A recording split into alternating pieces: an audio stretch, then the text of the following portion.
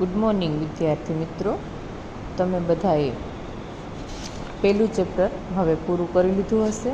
સ્વાધ્યાયના અને ઉદાહરણના દરેક દાખલાઓ ફેરબુકમાં લખવાના છે. હવે આપણે બીજું ચેપ્ટર ત્રિકોણમિતીય પ્રતિવિધયો શરૂ કરીશું. તો સૌ પ્રથમ આપણે 11મા ધોરણમાં જોયું હતું કે ત્રિકોણમિતીય વિધયોની વાત કરીએ તો સૌ પ્રથમ બે સાઇન અને કોસ.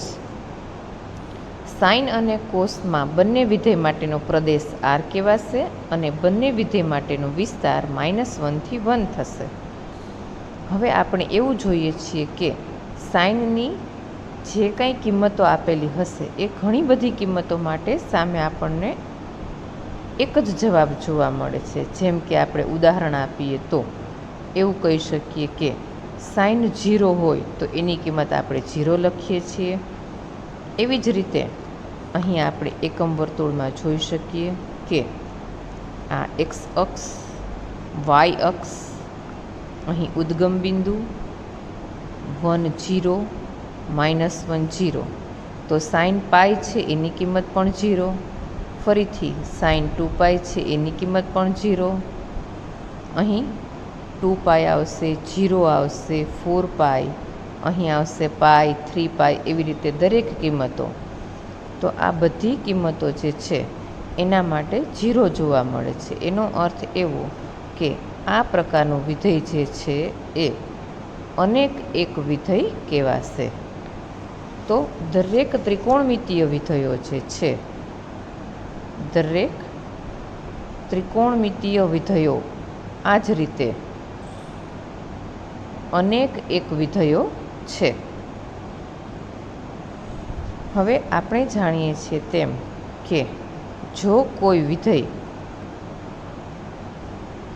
એક એક અને વ્યાપ્ત હોય, એક એક અને વ્યાપ્ત હોય તો અને તો જ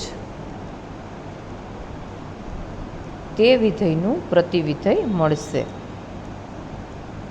તે વિધેયનું પ્રતિવિધેય મળશે. તો હવે એક એક કોને કહેવાય અને વ્યાપ્ત કોને કહેવાય એવું આપણે ફરીથી એક વખત યાદ કરી લઈએ.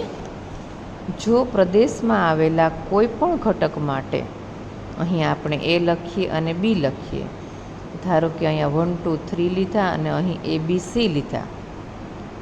કોઈ વિધેય આપણને એફ એ થી બીનું વિધેય આપેલું હોય તો પ્રદેશનો પ્રત્યેક ઘટક સહપ્રદેશના અનન્ય ઘટક સાથે સંકળાયેલો હોય તો તેવા વિધેયને આપણે એક એક વિધેય કહેવાય છે.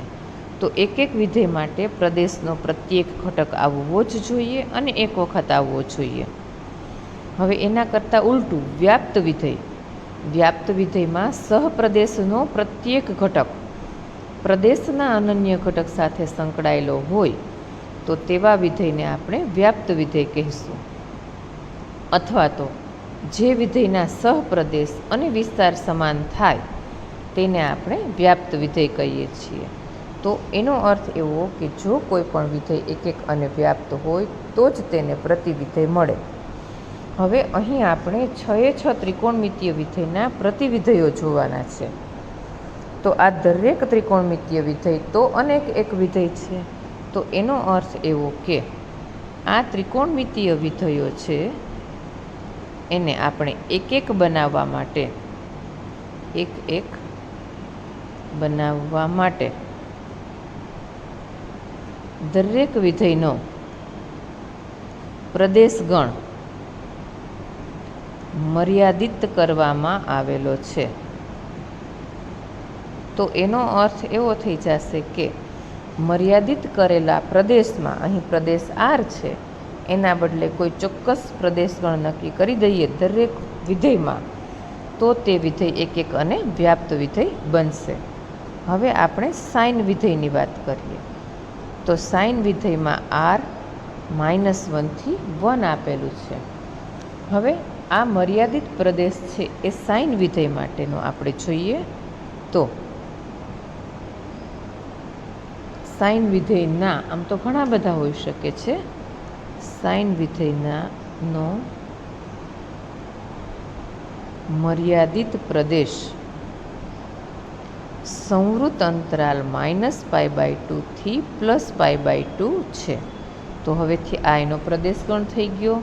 આ ઉપરાંત ઘણા બધા લઈ શકાય, જેમ કે -3π/2 થી -π/2. આ ઉપરાંત આપણે આ તો લીધેલો જ છે કે -π/2 થી +π/2.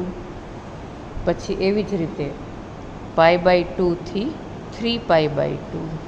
તો આ દરેકે દરેક છે તે મર્યાદિત પ્રદેશ છે, પણ આપણે ચોક્કસ આ એક જ લઈ અને આપણે આગળ કામ કરીશું.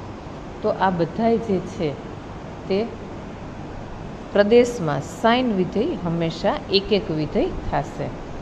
તો એનો અર્થ એવો થઈ ગયો કે હવેથી સાઇન વિધેય આપણે આવી રીતે લખીશું કે -π/2 થી +π/2 અને -1 થી +1.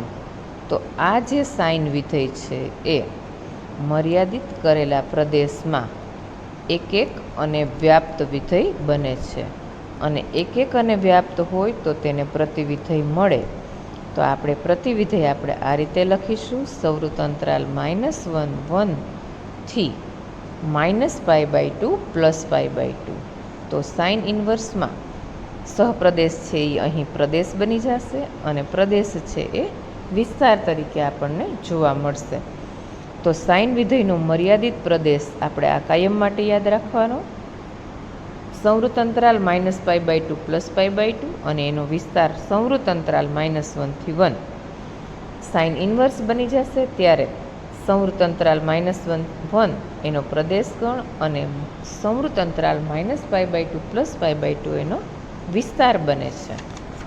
હવે આ જ રીતે આપણે પ્રતિવિધેય ઉપરથી આવું પણ લખી શકીએ કે સાઇન અને સાઇન ઇન્વર્સ x = x. તો અહીં વિધેય કયું છે? સાઇન. તો સાઇન વિધેયનો વિસ્તાર આપણને ખબર છે કે -1 થી 1. એના કરતાં ઉલટું પણ આપણે લખી શકીએ કે સાઇન ઇન્વર્સ અને સાઇન x = x. અહીં xની કિંમત છે એ -π/2 થી +π/2. અહીં સાઇન ઇન્વર્સનો વિસ્તાર લખાય, અહીં સાઇન વિધેયનો વિસ્તાર લખાશે. તો આ દરેક કિંમતો આપણે આ રીતે લખી શકીએ. પણ સાઇન x અને એનો ઇન્વર્સ હોય તો આપણે આવું ક્યારેય લખી શકીએ નહીં કે 1/sin x તરીકે. તો સાઇન વિધેય અથવા તો સાઇન ઇન્વર્સ અથવા તો જેને આપણે એનું પ્રતિવિધેય કહીએ છીએ તે પ્રતિવિધેયને આપણે જુદી જુદી રીતે વ્યાખ્યાયિત કર્યું અને એના માટે જે કાંઈ નોટ્સ છે તે આપણે લખ્યું. હવે સાઇન ઇન્વર્સ જે કિંમત y = sin x. હવે આ વિધેયનો આલેખ આપણે આ રીતે જોયેલો છે. આ x અક્ષ, y અક્ષ, આ 0. અહીં ધારો કે પાઈ, આ π/2, અહીં આવશે 2π અને 3π/2. તો સાઇન 0 એટલે 0 આવશે, π/2 એટલે એની કિંમત 1. આવી રીતે પાઈ એટલે પાછું 0, 3π/2 એટલે -1.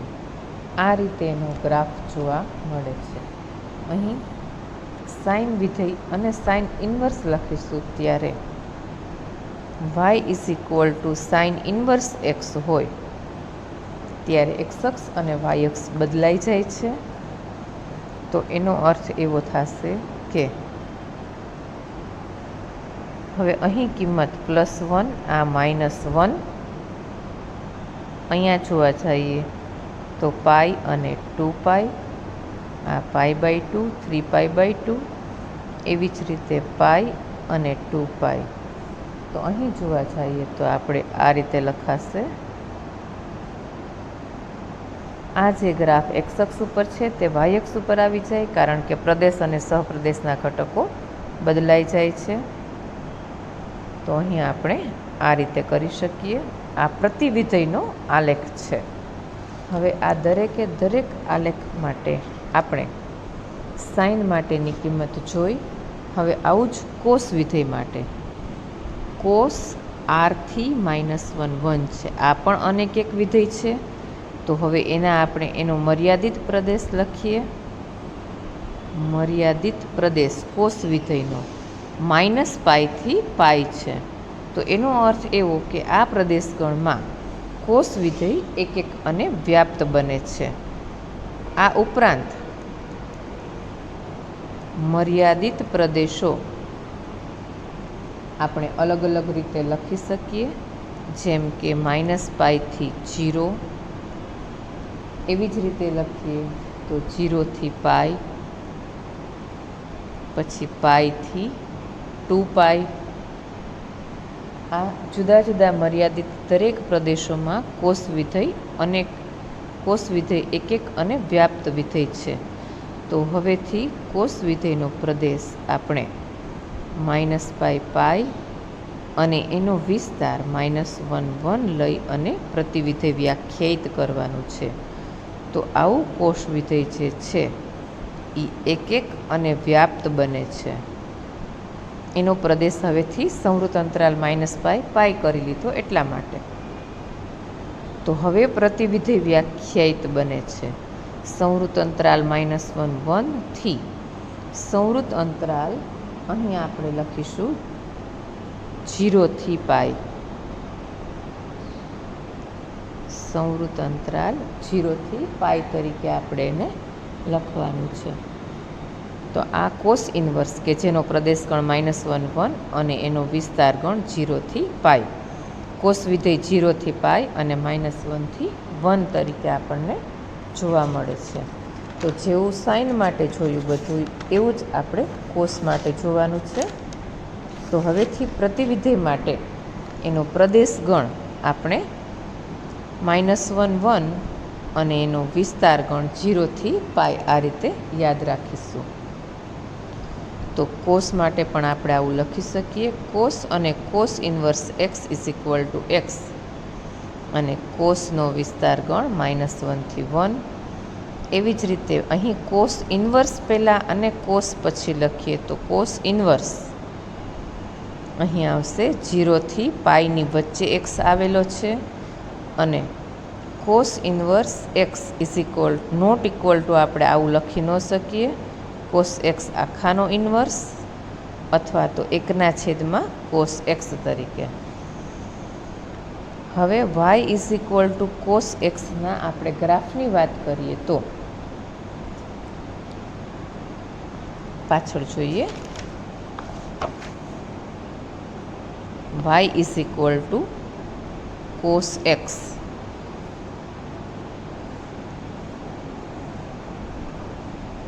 આ આપણો x અક્ષ, y અક્ષ 0, અહીં 1, -1, π, 2π, π/2 અને 3π/2.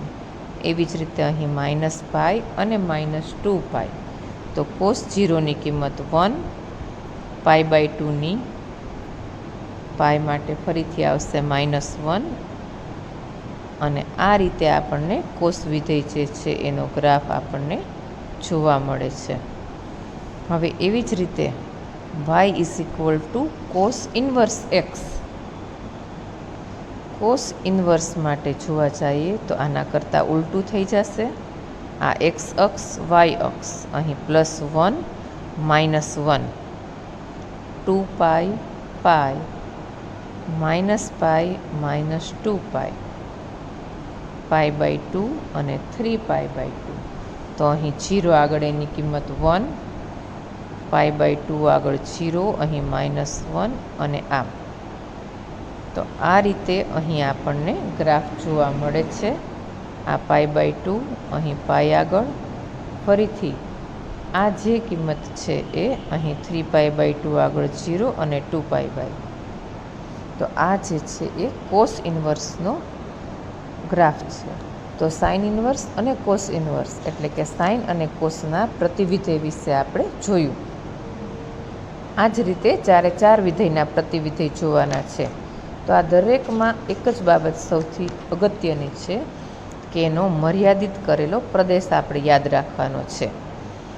સાઇનનો મર્યાદિત પ્રદેશ સંવૃત અંતરાલ -π/2 થી +π/2 અને કોસ વિધેયનો મર્યાદિત પ્રદેશ સંવૃત અંતરાલ 0 થી π.